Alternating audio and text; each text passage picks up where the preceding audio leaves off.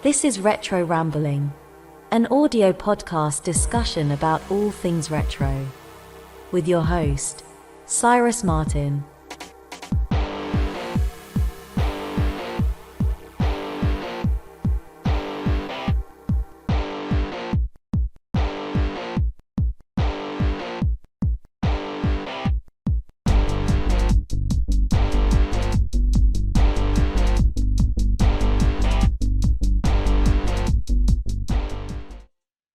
So, thinking about whenever I was a kid, there was some things that I used to collect, aside from like toys, aside from video games, aside from magazines, things like that, posters and stuff. There's some other things too. And what I wanted to talk about on this video was what it was like back in the 80s and 90s being someone who was interested in comic books, trading cards, and stickers. Yes, stickers. We'll get to that too. I should probably include, I don't know, books in general and that stickers thing. We'll get to that. That's a whole thing. So, first off, let me start with comic books. So, in today's day and age, in the modern era, in the post Marvel era, modern comic book movies, the Batman movies, that have happened, the Snyderverse, the whole arc of all of the different Marvel characters that they've had, the Marvel Cinematic Universe and all that. Before any of that was really a thing, comic books were seen, I think, a lot differently. At least that was my perception at the time, because this is a totally different era. In the early 80s, there were Superman movies, okay? We had the first Superman movie, which was in the late 70s. And then we had Superman 2 and Superman 3. And later there was Superman 4, which, it wasn't all that great. Superman 3 was pretty good. But Superman 4, yeah, it's kind of a letdown. But there weren't a whole lot of comic book movies. It wasn't like this big industry like it became, in more recent times. Back then, comic books were kind of looked at a little bit differently, at least, like I said, from my point of view. So we eventually did get a Batman movie in '89. And of course, that was huge and went on to do, Batman Returns, which I also think is amazing. And then the other Batman movies, Val Kilmer gave it a good shot, I guess. But Joel Schumacher didn't really understand why people liked those Batman movies. So he was kind of doing his thing, which is a real shame because Joel Schumacher is obviously famous for doing some fantastic movies, including one of my all-time favorite movies, which is The Lost Boys. But those Batman movies, Batman Forever and Batman and Robin, yeah, didn't really turn out all that well. Batman and Robin was so bad that Schumacher actually apologized for it later. And it was so bad that it really did a lot of damage to the comic book industry and the comic book movie industry, because it was sort of a double whammy. Batman and Robin came out and was not good at all. And then the Spawn movie came out. And the Spawn movie was also not very good. It had some cool moments. Everybody liked John Leguizamo. They thought he was great, but Martin Sheen walked through that movie. He didn't even, I mean, he did give a crap about what he was doing. At least that was the perception again. Michael J. White was good, but, it is what it is. Now, I have seen some interviews where Michael J. White talks about that movie and how it was supposed to be something completely different. And he sort of got into that same thing, like what happened with the Snyder cut of the Justice League movie. So, but it was the same director that did it for him.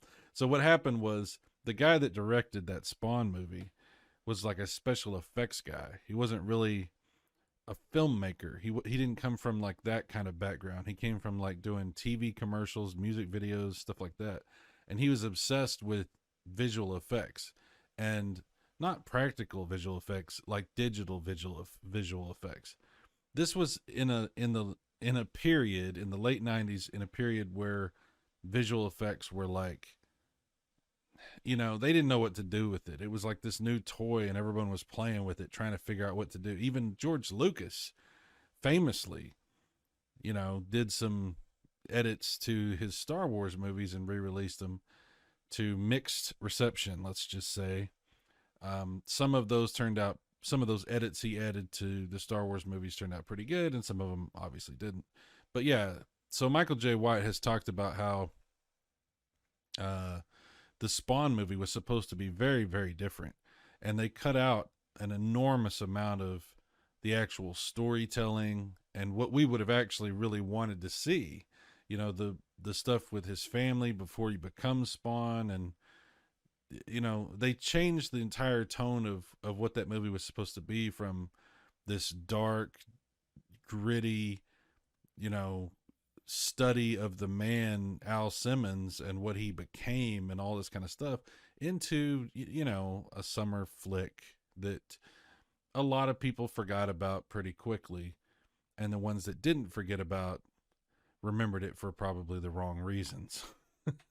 But I still think that Spawn movie, even though it suffered from a lot of bad decisions, it wasn't terrible. I would say I enjoy that movie, like I enjoy the Mortal Kombat movie from back then.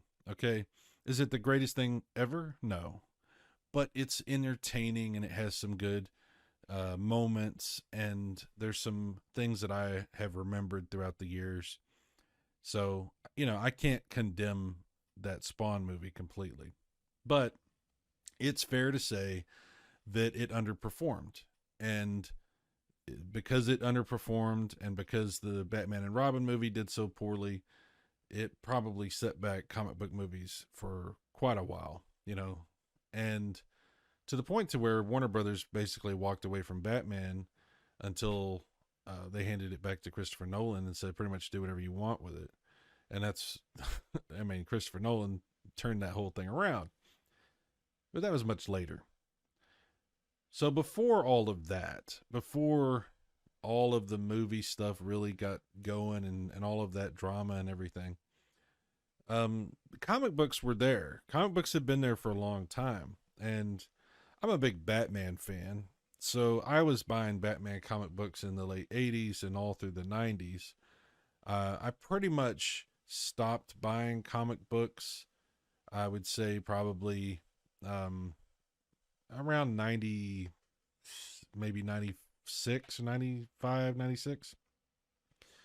But up until that point, for several years, I had bought a ton of comic books. And being a Batman fan, most of the comic books I had were centered around that universe. And it was really popular for a while. In the early to mid 90s, Batman was doing some really awesome stuff. Now, they did some awesome stuff, obviously, with Superman as well. I mean, everybody knows the story. You've seen, you know, the new movies and stuff, so some of that. Um, Superman gets killed fighting Doomsday and he comes back to life. There's this whole thing, which they really didn't go into in the movies because it really would have been kind of crazy. But there was a lot of that. There's a lot of big dramatic things happening in comic books in the early 90s, late 80s into early 90s. Batman, famously had Frank Miller did the Dark Knight Returns, which really changed people's minds about what Batman could be and was. And then, of course, the Tim Burton movie had a huge impact on the comic book, and on the popularity of Batman. I mean, huge impact. I remember when that Batman movie came out, there was a lot of people who really thought of Batman as Adam West, you know, this campy, funny, silly TV show. And then, you know, Michael Keaton, who nobody saw coming and people were very suspicious about. They're like, is this guy going to be able to do this? Why is there a comedian playing Batman? You know, this is going to be like Adam West. And then obviously that's not what happened. Obviously it turned out to be considerably different. But all of that impacted the direction of DC Comics, because where Batman went, DC Comics went. Just like with Superman, things developed there.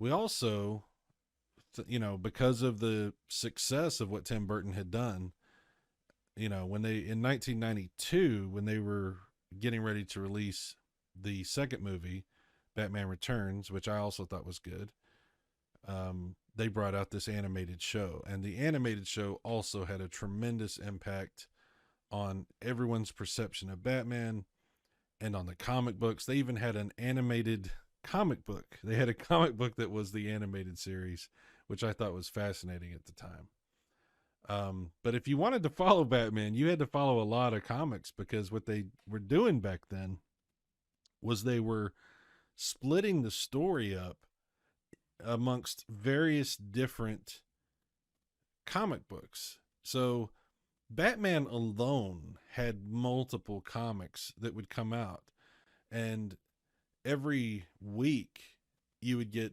like a different, like you get two Batman comic books that would come out during the same week sometimes. So it was expensive to keep up with. Not really that expensive. The comic books were pretty affordable back then, but since you were buying so many of them, it could add up, and you end up with a huge stack of these comic books, which I didn't mind at all. I thought it was fantastic. I was having a great time reading comic books, but I had to follow a bunch of different lines of comics. You know, they had the Batman comic, obviously. They had Shadow of the Bat, which was a sort of a darker, more artistic kind of take on Batman. It was still in the same universe. Everything, all these are in the same universe. It's actually the same story. They would just divide them up into different lines. It's very interesting the way they did this. There was Chronicles of the Dark Knight, which was more like a more like sort of a noir kind of feel. I don't know if that makes sense. More like it felt like almost like you're watching a Chinatown movie, you know, the two Jakes, Chinatown, but it's Batman. Sort of, it had sort of that feel, but it was still the same thing. Then there was Detective Comics, which I thought was another awesome one. That one was a little bit older, been around for a while. And Detective Comics would focus more on Batman as a detective. And I loved that. I loved whenever they would get into like Batman analyzing a crime scene and trying to figure out things and stuff. That was always really fascinating to me. They also would go on to release other spin-off character comics, which you had to buy as well if you wanted to keep up with the story. Like Catwoman had her own thing, Robin had his own thing, this sort of thing. And all of that sort of culminated for Batman in the mid 90s into what I have always thought of as the greatest DC storyline. Now, different people are going to have different opinions about this, obviously, because there's a lot of really good DC storylines. But for me, it was the Nightfall, Night Quest, Night's End saga. And that stretched across all of those comic books, and then I think a couple of others as well. And so Nightfall was a countdown that counted you down. Every episode had a number on it, and it would be like, you know, this week it was a Batman comic, and it would have that number, Nightfall, and a little symbol on the top, and it would take you through part of the story. Next week it'd be Shadow of the Bat. Then it was Catwoman. Then it was Robin. Then it was Chronicles of the Dark Knight. You'd be all over the place counting down Nightfall as you got closer and closer to this big moment. Like, because that was the big story of Bane being this mastermind who got all of the other villains to inadvertently work together, not necessarily intentionally, but like he used them to wear down Bruce Wayne, wear him down to the point of breaking, and then literally, eventually in that series, broke Batman's back. And it was this huge thing. And then Batman was out, and Jean Paul Valley, who was Azrael, ended up stepping in, putting on the Batman outfit, and basically pretending to be Batman and filling in for Batman because Batman was out. He was done. And we didn't, it wasn't made clear until later he was going to be able to be healed and come back from that. And then Jean Paul Valley was crazy. Like he lost his mind, and because he was mentally programmed, to be a assassin. And Batman, his Batman, gradually became more and more violent and disturbing, and he started changing his armor, and eventually he became this almost monster, this like mechanical killing machine. The thing he turned into, his outfit was amazing looking. He had this armored outfit. It was really awesome. And he just became this other thing. And then Bruce Wayne came back and had to take down Jean Paul Valley. And so you had that whole saga take place. It all unfolded. It's very fascinating stuff. And it was very entertaining for a Batman fan. And it was that much more disappointing to see what happened when they did eventually, release the Batman and Robin movie, and things kind of went downhill really, really fast from there. But as a Batman fan, there was plenty to obsess over, to enjoy, to talk about. I bought that entire series of comics, and I also bought a graphic novel version that had the entire Nightfall, Night Quest, Night's End saga in one book, and that was really, really awesome. If you get a chance, give that a read, because it's some of the best artwork and some of the best storytelling that DC's ever done. In fact, it's my favorite. But like I said, I know that that's an issue for debate, because there are some other really, really great storylines in the DC universe. But that's personally my favorite. Now, Marvel was a whole different kind of thing, because, Marvel comics were very popular, especially the X-Men series. And in the early 90s, they had this X-Men cartoon that came out and really blew up the popularity of Marvel stuff. And the Marvel storylines were really dramatic, and really, really cool. Like, because they had so many cool characters. They had that awesome Marvel arcade game, the X-Men arcade game. They had the Marvel versus Capcom stuff. So Marvel was in a different it was a different type of thing. Batman was more like storytelling and, a dark, detective story of this crusader out there trying to, do things. But the Marvel storyline was a complex, interwoven, like soap opera. It was very, very interesting. And they did a bunch of spin-offs, obviously, as well. I mean, my brother was really super into the Wolverine comic and the Ghost Rider stuff. And Ghost Rider has never gotten the proper respect in the movies. I hope someday that they figure out how to do that, because the Ghost Rider comics were really awesome. Really, really cool. And of course, the Spider-Man, comics, everyone knows that those are, very dramatic, and with, they've done a lot of that in the movies. I think for me personally, my favorite Spider-Man movies are the Tobey Maguire movies. Maybe not the third one so much, but the first two, and especially the second Spider-Man, with Doc Ock, Dr. Octopus. Very good stuff. I really, really enjoyed that second Spider-Man movie. It's one of my favorite comic book movies of all time. Um, but yeah, so Marvel sort of did their own thing. They were doing this in a different way than what DC was doing. You know, DC was really more about writing, and Marvel was more about like this, these big moments of like dramatic battle sequences and this guy versus this guy. And then there was like the the love stuff, that went back and forth with the different characters, the weddings. Marvel was very uh I don't know, more flamboyant, I think. That's the way I perceived it.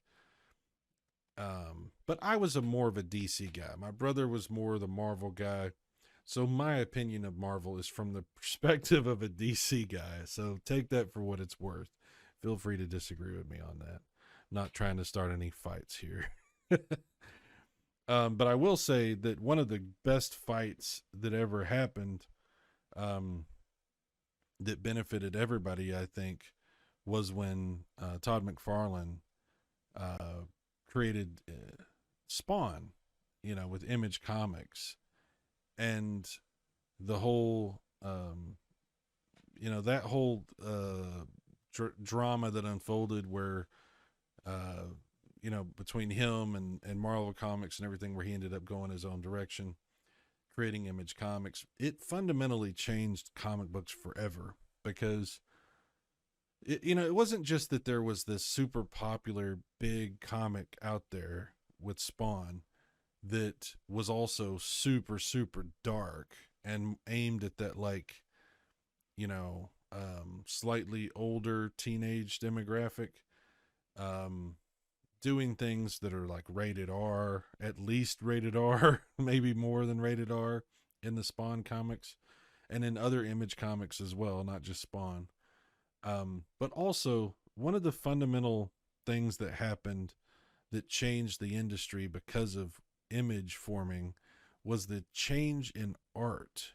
Because Image Comics from the beginning had a unique look to it because of the coloring, because of the way those comic books were actually produced. And that was sort of like a product of the time for that moment. Things were changing with how that was being handled with airbrushing and with the computer coloring and all the things that were happening. But Image was free to make a lot of those decisions without the constraints of some of the things that were holding back, say, Marvel or especially DC. Because they're kind of set in their ways. They had their old style of art. They had their artists on their payroll. They were familiar with what they were familiar with and did things a certain way. They had their process down, and it's hard to teach an old dog new tricks, right? And I'm sure there's a lot of complex reasons why that was the case. And Image Comics embraced the new technology and really looked just staggeringly beautiful. If you opened up an Image comic and you looked at the artwork, it was in a whole nother league from what you were seeing in the Marvel or the DC comic books. It was just a whole nother league of beautiful, badass looking artwork. And because of that appeal, because of just that aesthetic appeal, and of course the content being more mature and the storylines just being really dark and fascinating and things like that, the Image comics really became very, very popular. Maybe not forever, but for a while. Spawn was the biggest thing out there. It was huge. And this affected all of the other industry, all of the other participants in the industry, DC and Marvel. Now, Marvel started to make some adjustments before DC, and eventually DC followed suit. And then comic books eventually sort of transformed into a more what we would think of as modern looking comic book. But before that, the artwork was not nearly as good. I actually could go through my comic books and like you can see the transition actually happen. you know in the course of just the Nightfall, Knight's Quest, Knight's End series. You can actually see it happening from that 1990, I guess 1992 to 94 period. You could really see it develop. So Todd McFarlane,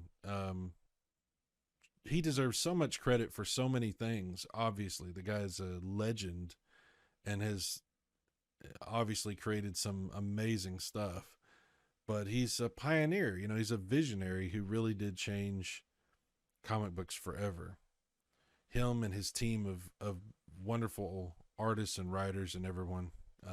Image Comics, like I said, uh, maybe not a company that will always have that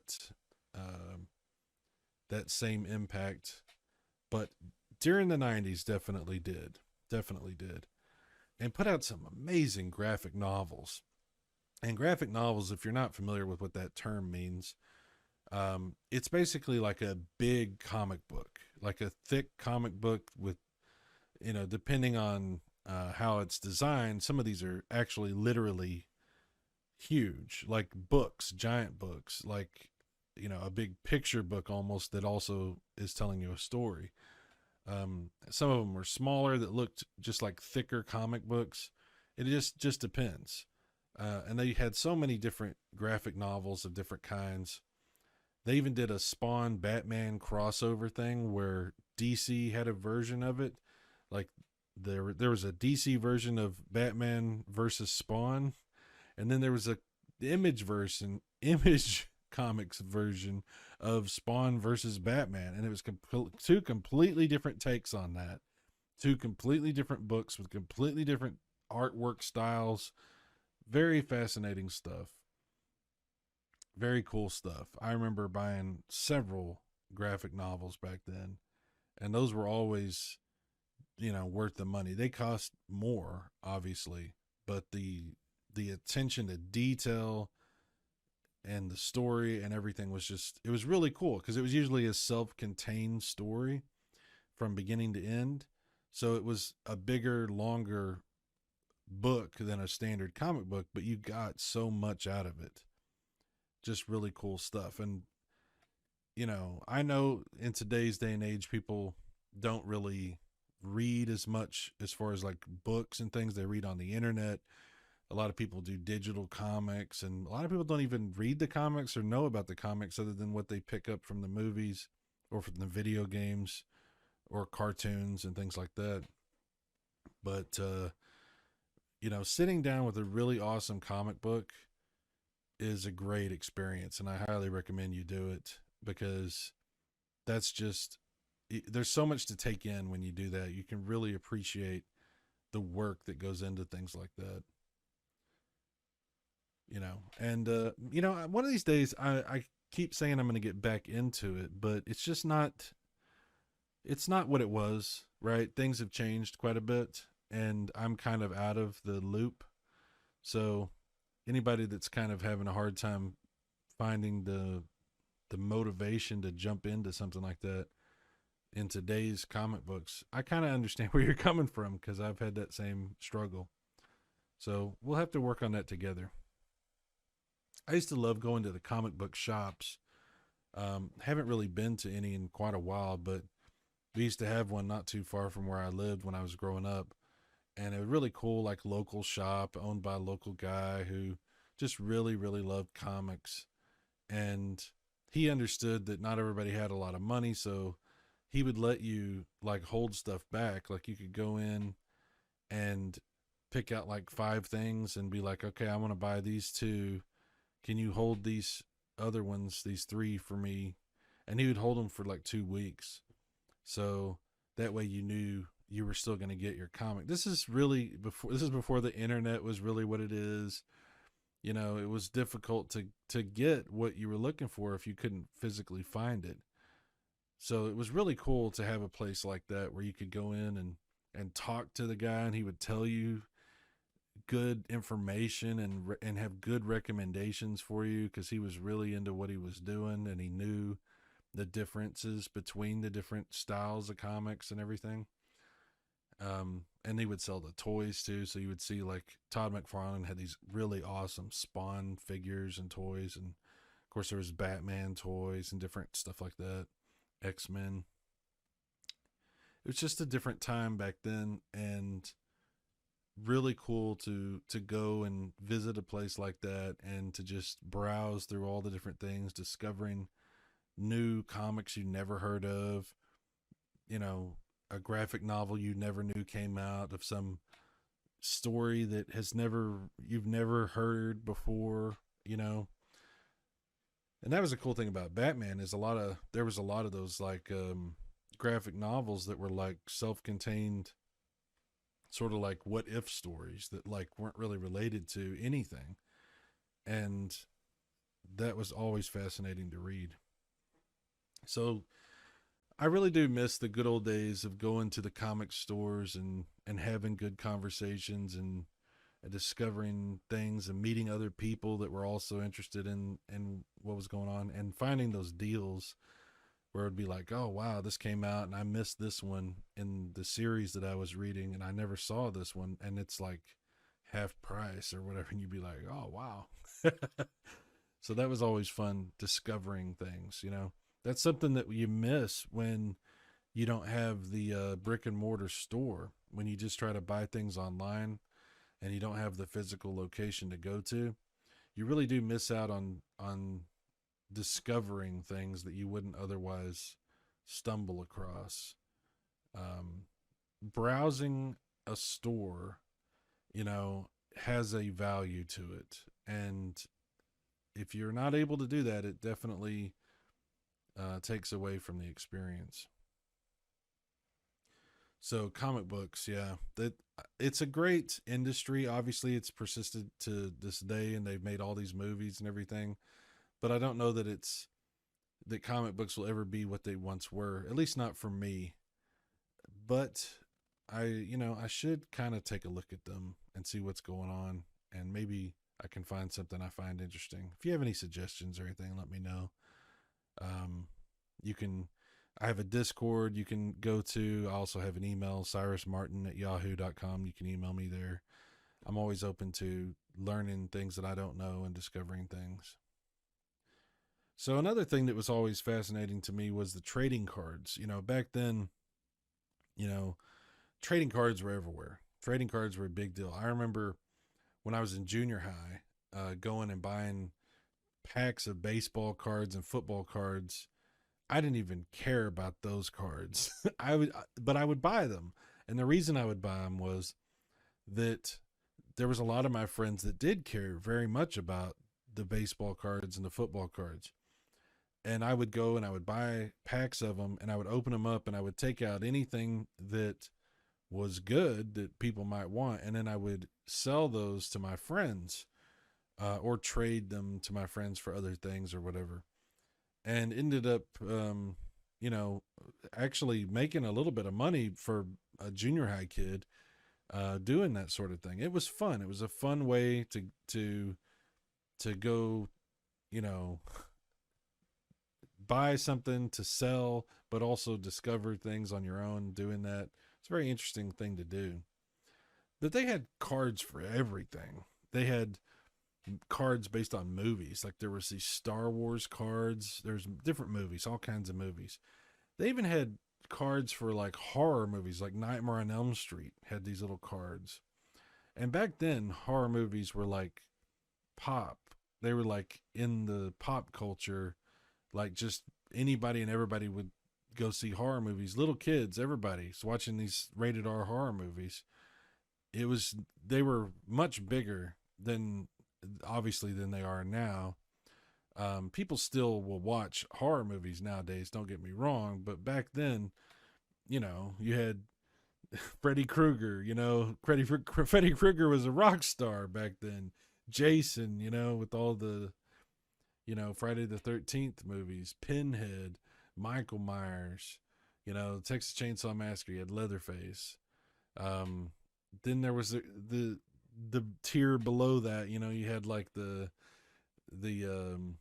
Puppet Master series, weird little movies like Ghoulies, and horror was like a whole, like, it was big back then. It was a big thing. And so they had these cards for like every kind of movie that you could think of. I remember they had like, even for like toys. I'm gonna include this. Like, if you bought like GI Joe figures, on the package itself, it had these little cutout profile cards for every GI Joe figure. So like Snake Eyes or Cobra Commander, Flint, whoever it is you're buying a figure, they had like a little card that would tell you their stats and have like this awesome picture and, really cool artwork. They knew how to sell those toys. They really did. So that was really cool that they would have those kinds of cards. Transformers had something sort of similar. They had like these stat cards that was built into the box, and you could cut out, and they had like this little red clear plastic that you would put over it to see. They had like a little line bar graph thing, line graph that would show you the stats of the Transformer. It was a fun little thing that they would add. I remember they had all kinds of cards, like really interesting collectible cards for any kind of cartoon, any kind of toy. They had these hologram cards that you could buy. I'm sure you can still get things like this, but like, it would be like, all like, you turn the card and it would look 3D, like whatever kind of holographic image was in there. They would even build that sort of thing into certain toys. Like, they had these toys called Visionaries, and this was like late 80s, I think. Visionaries, they had like a hologram built into the actual chest of the figure, and they would have like these staffs with like holograms. It was really cool. But those holographic cards were always really fascinating to me to see. And you would see those pop up for all kinds of things, movies, baseball cards even had some things like that, toys. Um, and then there were cards for like very strange kind of offshoot things. Garbage Pail Kids, for example. So Garbage Pail Kids was like a spoof on the Cabbage Patch Kids. Cabbage Patch Kids were these collectible little babies, like these dolls that look like babies, and every baby had a different theme. So it was like, I don't know, I never collected the Cabbage Patch dolls, so I don't really couldn't tell you too much about them, but it was like, just as an example, like, this baby's theme was, it was a camping baby or something. It had all the camping stuff, and then this baby's the love baby, and it has all these hearts and stuff, and this baby's um the cotton candy baby. I don't know, different things like that. So it was like different kinds of babies, different themes.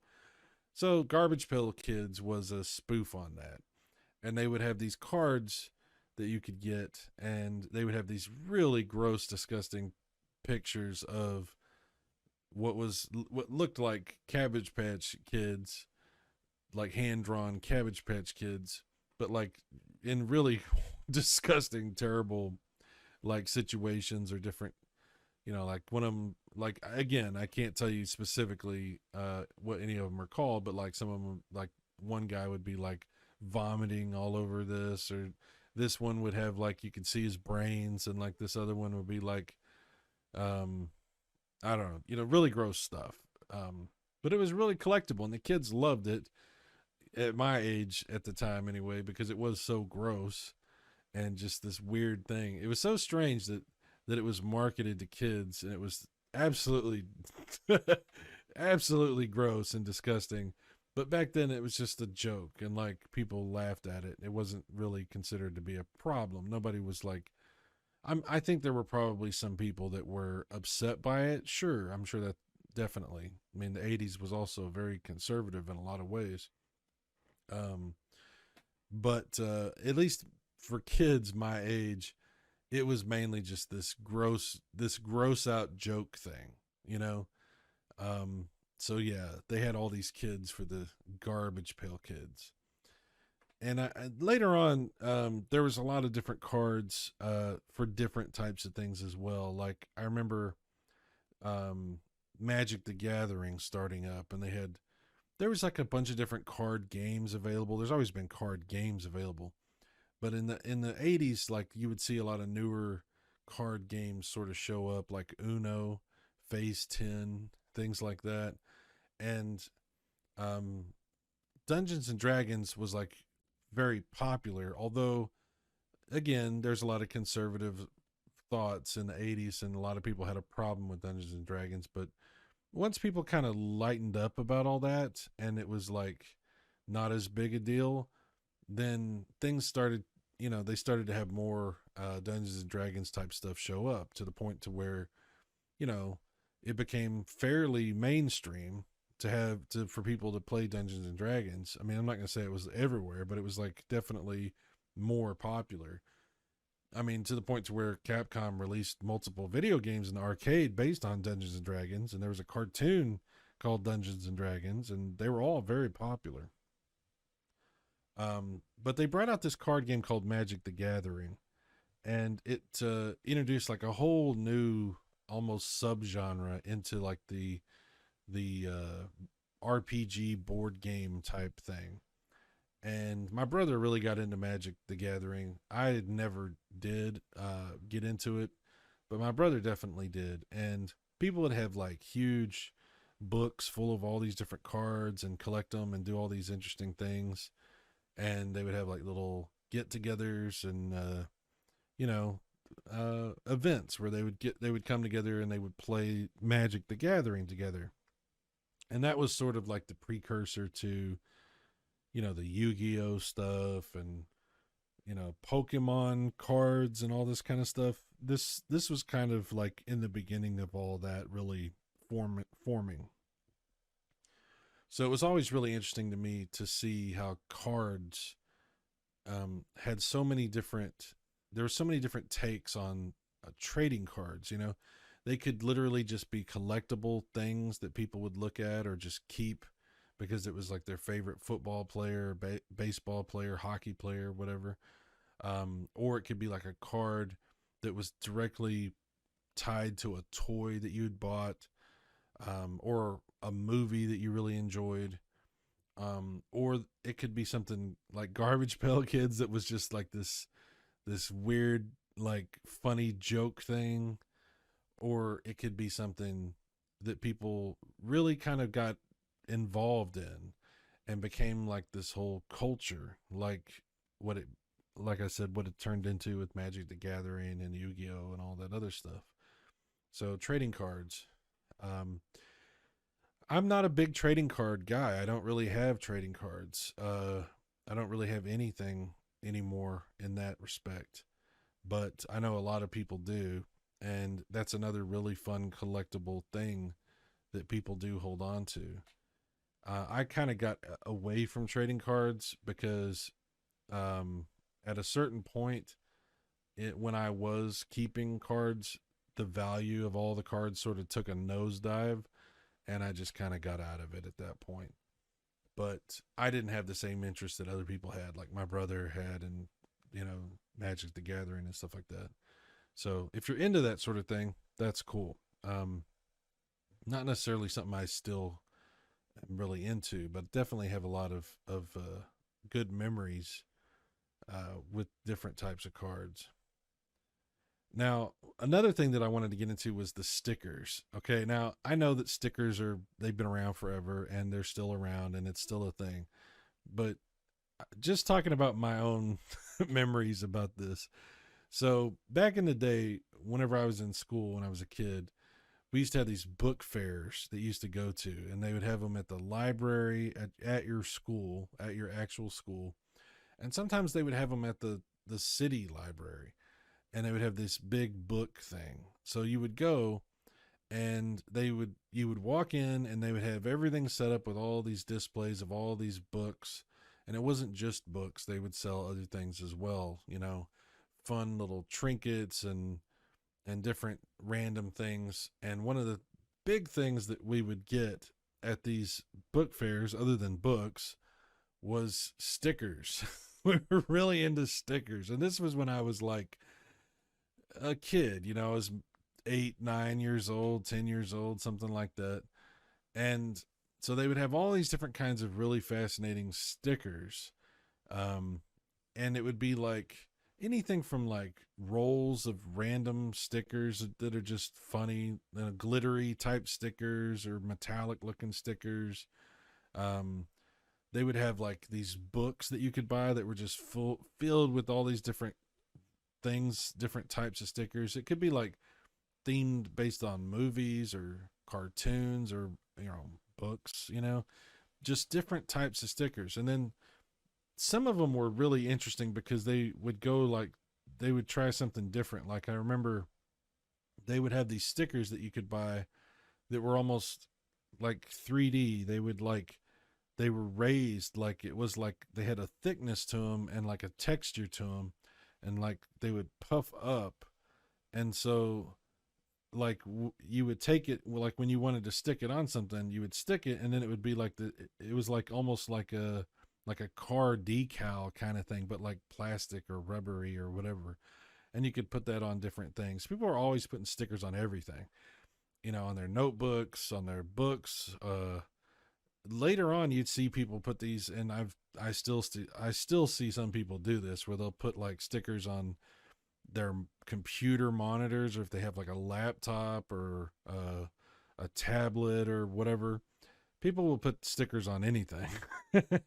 And it was always interesting, these funny stickers that were like special, that were different in some way like that. They even had some of those holographic type stickers like I was talking about earlier.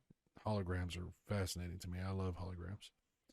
um but they would also have weird things like scented stickers. Like I remember buying stickers like that smelled like different things. Like if you would scratch them, they would smell like chocolate or like bubble gum or random things like that. I don't know what, we were kids, right? Who knows why we thought this was great, or at least I did. I couldn't get enough of these damn stickers. And so stickers were like this thing that that kids were just obsessed with. Like at least I kind of was, and I knew there were other kids. We would like compare, what'd you get, give me one of those, I'll give you one of these, that kind of thing, trading the stickers and stuff. And I would put stickers on all kinds of stuff. Like I got in trouble. I remember my mom yelling at me for putting stickers on the wall in our bedroom, because I was putting stickers on everything. I don't know why. What's with stickers and kids? I don't know. But stickers were bigger than just that. I mean, stickers were like if you bought like a Transformers toy, or if you bought like a vehicle for like a Star Wars X-wing or something, they came with stickers. Everything had decals and really tiny little stickers, and you were like trying like hell to peel them just perfectly, and then make sure the plastic you were going to set them on was clean and perfect and pristine, and try to line that sticker up exactly right. And I constantly screwed that up. Like I constantly messed that up. Like there's definitely more examples of me screwing up the placement of a decal on a Transformer or on a toy, a GI Joe vehicle or whatever, than success stories. Like I don't know, I just couldn't get it right. And I think I would get in a hurry, and you're a kid and you're not that like your motor skills are not necessarily the best. So yeah, there's a lot of kind of crappy stickering jobs that I had done, putting decals on things. My brother was sort of the opposite though. My brother would make, like, him and my cousin would actually buy model kits. I did not have the patience or the mechanical capability to really do much with models, but my brother and my cousin, they did, and they would always buy these really elaborate model kits, and then they would make like these awesome jets, fighter jets and vehicles and all kinds of cool stuff. Like they had some amazing models that they put together, and they would, they had the decals and they had the paint and they had all the stuff, and they would make it look really really cool. And I just really couldn't do that. The best I ever did was I would take apart GI Joes. They had a screw in the back of them you could take out, and then you could switch their body parts with other GI Joes and make your own sort of conglomeration of GI Joes. I would do that, or I would paint different parts of them. I remember we painted some of our Transformers with enamel paint, the model paint that they had, and to very limited success, I will say. That didn't go well for the most part. But as far as like really detailed, intricate, like, careful modeling and things like that, that's not something that I really did or excelled at. I remember I had a couple of models that I tried to do, and I just kind of gave up on and was like, I don't really want to mess with this. But yeah, so stickers have always been sort of a fascination. Back in the day, I haven't bought stickers in, I don't know. I mean, I couldn't even tell you. Since I was a little kid, I haven't bought any stickers other than buying them for my daughter and things like that.